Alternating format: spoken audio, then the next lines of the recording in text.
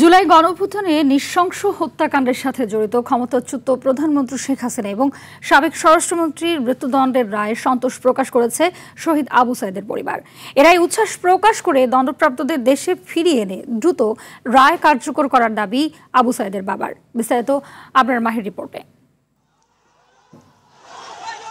2024 সালের 16 জুলাই রংপুরে বেগম রোকেয়া বিশ্ববিদ্যালয় এলাকায় সংঘর্ষের সময় পুলিশের গুলিতে নিহত হন ইংরেজি বিভাগের শিক্ষার্থী ও কোটা আন্দোলনের অন্যতম সমন্বয়ক আবু সাইদ। তার হত্যার ভিডিও সামাজিক যোগাযোগ মাধ্যমে ছড়িয়ে পড়লে দেশব্যাপী আন্দোলন ছড়িয়ে পড়ে এবং অবশেষে 5ই আগস্ট ফ্যাসিবাদ আওয়ামী লীগ সরকারের পতন ঘটে।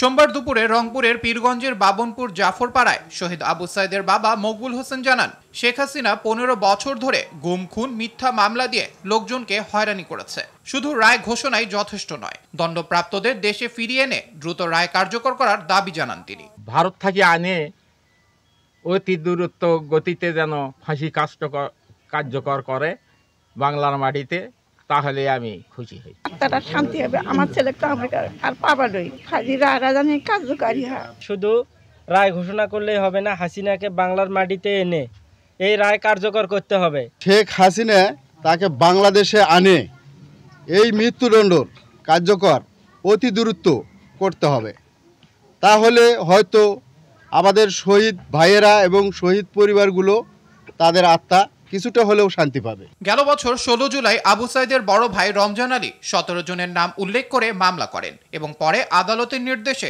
তৎকালীন প্রধানমন্ত্রী সহ আরো 7 জনকে সম্পূরক আসামি করা হয়। আবরার মাহি, RTV।